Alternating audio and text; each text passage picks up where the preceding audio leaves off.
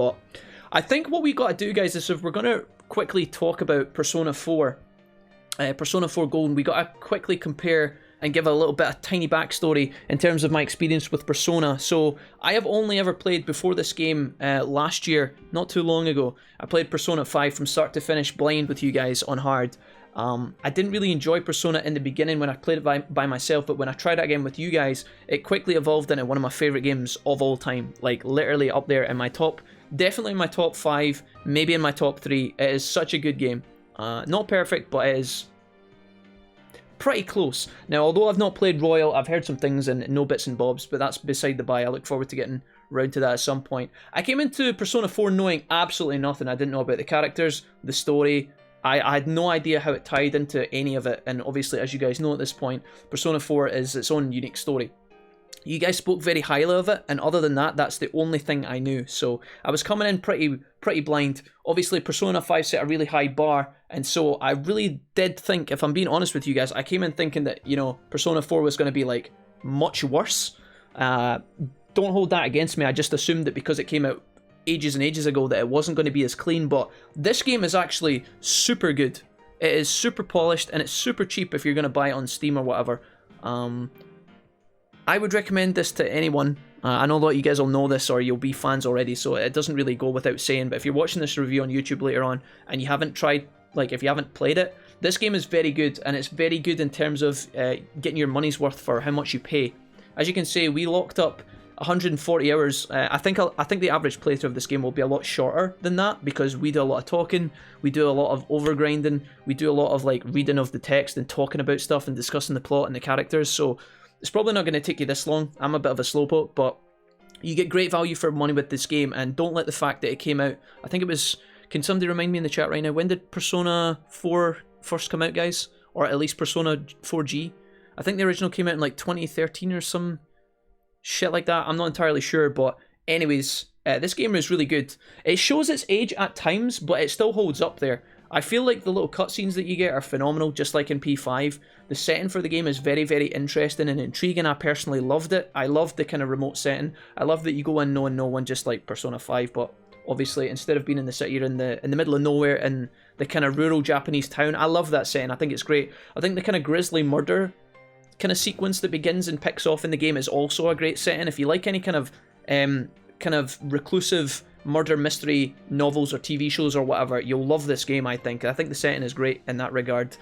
All of the characters, in comparison to the characters of P5, I'm not really sure how to make, like, what to make of them. There was no one in this game I extremely disliked. In the beginning, Nanako really kind of annoyed me, but that quickly obviously disappeared because Nanako becomes super beloved later on. You guys are all saying 2008, 2009, and then 2012-ish? Okay, so the game is fairly old at this point, you know, but it shouldn't stop you from picking it up and trying it. Nanako was a bit of a pain in the beginning, but I now love Nanako, obviously. She becomes really, really sweet, and then Chia's voice in the beginning was a bit loud and obnoxious at times, but I feel like that's intentional, right? Her character, don't get me wrong, her voice actress does a good job, but she is a bit kind of loud. So the characters are all exciting. I don't know who my favourites were, but the game does a really good job of balancing, again, the romances, just like P5. So you can kind of make up your own kind of... There might be canon stuff and things like that online, but you can choose who you want to romance and kind of make it work in your own version of the game, which is cool. The game has got tons of content and goes on for a very long time. So if you want to pursue some of the later areas and endings, you're going to be at this for quite some time if you commit to it. The dungeons of this game compared to 5, I feel were really nice and pleasant, and I was expecting to be kind of stressed out running through the dungeons, but there is a lot of mechanics in this game that I really enjoy that makes the dungeon experience a lot more simpler. So first of all, your dungeons are obviously kind of randomly generated, and you can get through them much quicker. Both in game time, you know, we beat dungeons in like 1 or 2 kind of... Normally we beat the dungeon in one sitting when visiting the dungeon, and we didn't have to leave. There's a lot of mechanics in this game to help that along. Obviously, you've got your little fox if you choose to use the fox persona. I never ranked up the fox very much. I think I got him to like rank 4, and even then it was because I was at the end of the game and I had too much time on my hands. I couldn't level up anyone else, so I decided to level the fox. But you get chest items that give you SP. Obviously, you can grow your tomatoes kind of similarly to P5 with Haru and our vegetables. But you also get this amazing feature called the shovel that you guys will know, where you can get MP back from your cards. Rosette has MP regen abilities. and things like that as well. So the dungeons, to kind of summarize, in P4 are very nice to sit through. Some people might think they're boring, and they're nowhere near as polished as the dungeons in P5, where you've got unique rooms and puzzles, and things that you have to do in order to get through the dungeons in P5. I feel like P4 is a lot more chill. It's a lot less effort. You can, if you're streaming, you can talk to the chat while you're kind of moving through, and yeah, I feel like it was quite pleasant. I love the shuffle feature, by the way. The fact that if you get the all-out attack, you get the chance to pick up your new personas. Obviously, in P5, they kind of changed that around and gave you the kind of interrogation minigame, which is honestly, it's kind of interesting in its own regard, and it's cool that they tried to change it, but it's definitely a lot less kind of, I don't know. I feel like with interrogations, sometimes you can, it's definitely, there's skill involved, but I feel like there's a skill to work in the shuffle, and I feel like the shuffle was actually really fun. When I saw that feature and I figured out how it worked in the beginning, it blew my mind. I was loving it. So I really like the shuffle feature. Do I think they needed to? I don't know if they needed to keep it in Persona 5, but anyways, that was really cool. The graphics are not as clean as 5. Obviously, the art style is not as clean, but obviously, even in the P4G version, everything is very polished. You've got your nice color scheme. So obviously, this game is yellow, a lot of yellow themes. You see it in the opening, and then obviously here, obviously P5 is more kind of reddish, and kind of, you've got that kind of royal red to do with hearts, because you're the thieves of hearts, the phantom thieves and stuff, stealing your heart and all that jazz. This game does look really good though for its age. When you're in the dungeon, some of the gameplay can seem a bit kind of scary, and when the game started and I saw Igor inside the limousine, when you first see Igor, not his artwork, right? His artwork is perfect, right? It's beautiful, just like all the other games. But when you see his character model, I saw Margaret and Igor in the limo, and I was like, oh my god, what a change in graphics. It's like such a big jump. But that's to be expected, because this game did come out a long time ago, and it was originally done for like the PS2 and then the Vita. So PS4 is going to have an advantage there with Persona 5, but yeah, again, it doesn't bother at all, and it shouldn't stop you from playing. In the end, I didn't really bother about the graphics. I just enjoyed the core gameplay, and that was more than enough. Obviously, you've still got all your beautiful cinematics to kind of make you feel like you're on a journey. I've never played a game that does that like Persona, and it's absolutely amazing. I mean, maybe you could compare some of the Metal Gear Solid stuff. You know how Metal Gear Solid kind of blends gameplay and cutscenes in one big story? You feel like you're actually on a cinematic journey as opposed to just playing a video game. Persona 4, just like Persona 5, continued to do that, so I was really pleased that they kind of maintained that identity. And yeah, you get all of your different features of what living a high school life in Japan might be like. Now, there's a lot of things that are maybe not as clean inside this game. For one thing, and this is probably exclusive to me, but I know for a fact that other people had some of these issues as well. On PC, this game does run a bit clunky sometimes. A lot of the cutscenes, for me, on my computer, were very stuttery. I know some people play the cutscenes perfectly, and you know, some people will probably game on their computer and not have any issues, but I experienced crashes. I know some of you guys in the chat experienced crashes when playing alongside me. Some people couldn't even get the game to play in the first place. We had some issues on the first day in terms of that regard. So it's not really important, and if you've got a really insane computer, you might not have to deal with any of this drama. But just be warned that until they like patch this or something, it is a bit clunky at times. It's probably to do with that'll be more to do with the PC port than the game itself. But just be aware that there are some tech issues regarding this, but other than that, the port is flawless, if that's even fair for me to say. A lot of people have said that the port is perfect. I don't know if it's perfect it wasn't for me anyway, but that isn't to say that you guys couldn't have like no issues with it or whatever. But something else I was going to say, all the Persona roster that exists in this game, so all of the different variety of monsters that you can make, all the personas, it's just as expansive as 5. There's maybe not as many as 5, I'm not entirely sure, but it was nice to see a lot of these personas returning from 5. Now, they don't look as polished in terms of their character models, but the artwork is still top notch, and you don't even really need the character models, I guess, in that regard. But yeah, I was happy to see that. I would have been so sad to come in and see that there was only like a handful of personas, but you could play through this game multiple times and completely like revolutionize your roster each and every time, I feel, and have a completely different set of monsters, which I love because it gives you replayability, and it means that other people's experiences are going to be slightly different to your own, which I think is magical. It means that you can talk to your mates and be like, oh, did you have this persona? No, I never even saw him. Did you try this one? Oh yeah, he was amazing. He really helped me beat this boss because of how strong he was or whatever. I felt like some of the personas in this game were a bit overtuned at times. very kind of early on, around about level 60 to 70, you started getting personas that just had flat out no weaknesses, which was so insane, and it really did help make some of the late game fights nice and easy. So that was kind of cool, but I don't know if it maybe broke the game a little bit. If you're someone who plays the game and just wants like the kind of enjoyable experience, you probably won't even notice these kind of things. But when we were playing on hard, I'm normally looking for like a challenge, so that when I beat the boss, it feels like I've actually overcome an obstacle. Some of the personas in this game are actually just flat out broken. I'm going to tell you guys that right now. And some of the moves that you get around about that level are also broken, but maybe you're supposed to be that level when you complete the game anyway. I'm not entirely sure. I'll leave that up to you guys to decide. But all of the other characters, all of the social links were pretty sick. I liked going to visit Soyoko. There was obviously the Death Lady and the study student, Shu, the guy that you go and tutor. All of these kind of personas, social links, are all tucked away in the game for you to find as you play through, which is great. Just like Persona 5, it really does reward the players who try and max out their, like their 5 skills that they've got as a player. So you've got like your knowledge and your courage and things like that. If you actually put an effort into max those early, you will have access to some of these social links that you might not necessarily see. And I know that I would have missed some of them had you guys not told me, Jack, if you want to find 2 new social links, you go to the hospital and work as a janitor. So I like that that's tucked away, because some people will miss that, and then maybe if they play through the game again, they'll find it, and it's a really nice kind of feature to have. If you know what you're doing with the games, it'll be a piece of cake for you to find them all. I think we got all of them, as far as I'm aware. I don't think there was any more that we missed, but yeah, that was pretty good, pretty cool. There's a couple of negatives I want to quickly talk about, because if I didn't talk about the negatives, guys, it wouldn't be fair. There was some things in this game that were quite tiresome at times. I do feel like, on one hand, Persona is setting this beautiful journey for you to play. If this is your cup of tea and this is your genre and you love this, right? You're going to play Persona. It's going to introduce you to all these characters. You're going to have all these funny moments, all these laughs with them. You're going to have fallouts. You're going to have tears. You're going to go on this journey through the entire year where, you got the fireworks display, and then you go to the beach, and then the autumn time comes around or whatever. Not in that order, obviously, but you go on a journey, right? And so you have these ups and downs with the characters. So it's good that the game builds such rich story moments and character development points. On the other side of that, though, you have to be patient to play and sit through all the stuff, because there's times where there is a lot of dialogue, just like in Persona 5.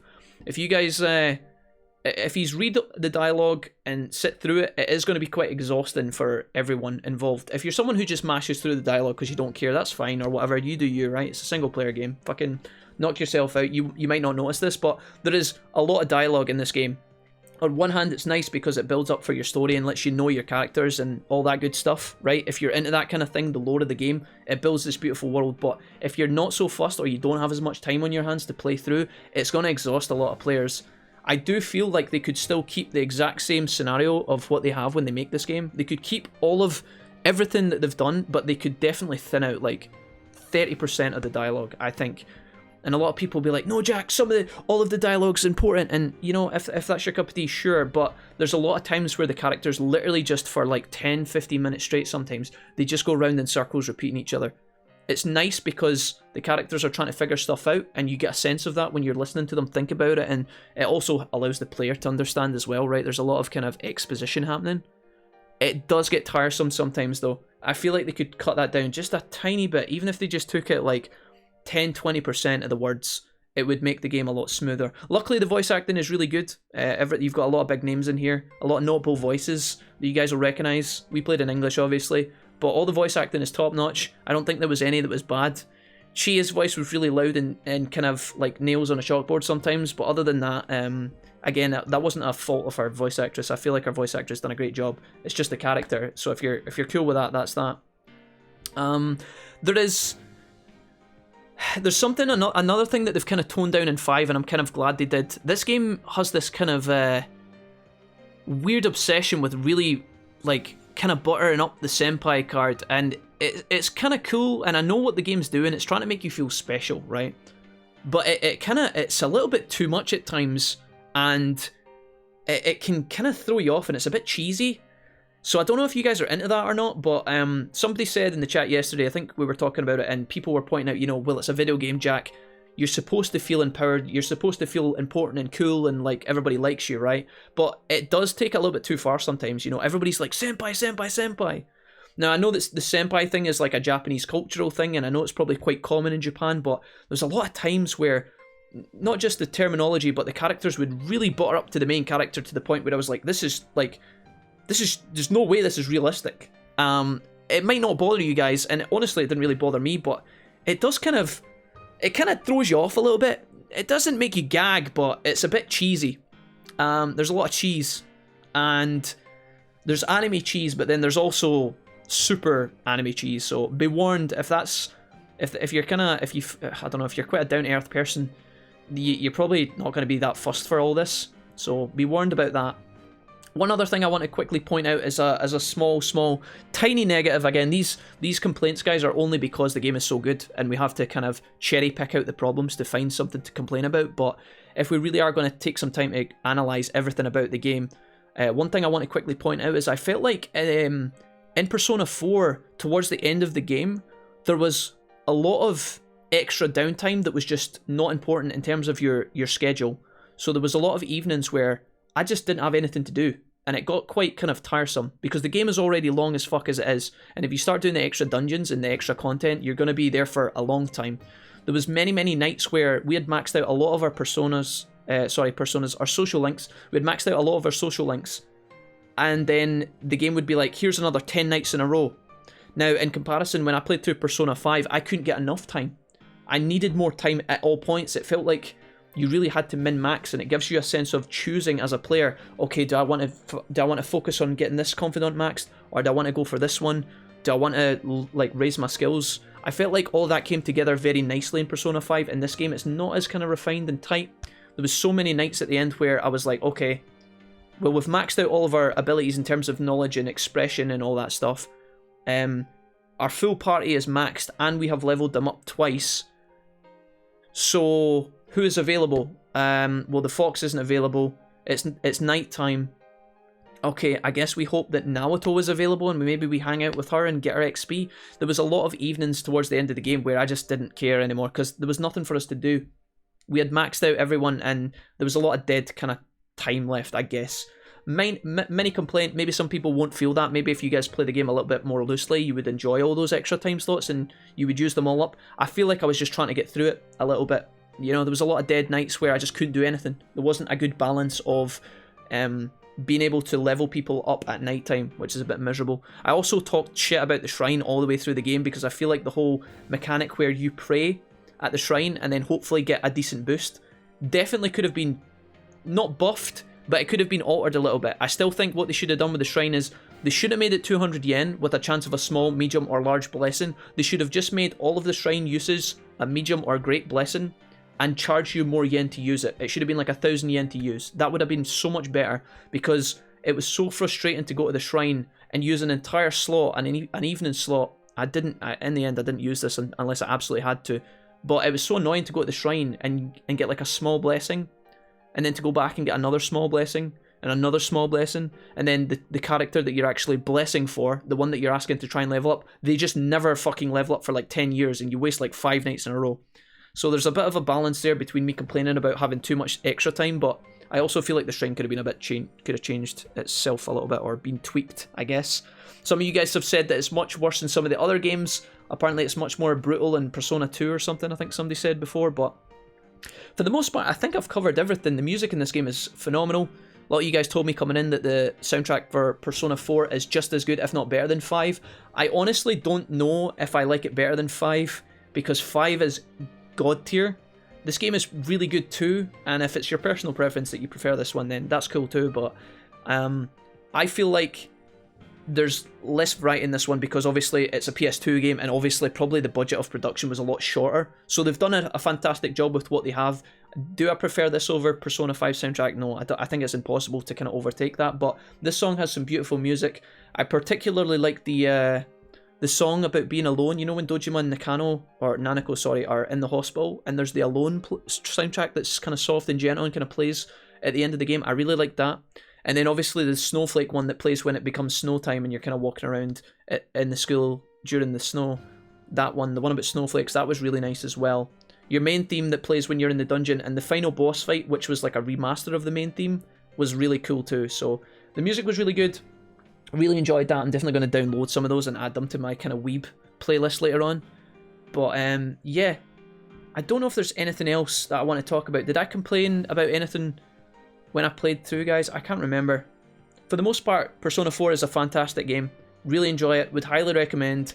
Be careful on PC because it can be glitchy if you're running an older operating system or your laptop or whatever is a bit jank. This game might clunk and kind of trumble at times. So be careful for crashing, but it's got a brilliant story, tons of content if you're interested. Gets a little bit boggy in terms of the dialogue at times, but that's, again, just part of the package when you play Persona, I feel. Other than that, the characters are fantastic. The story was fantastic. Yeah, a good time. A good time.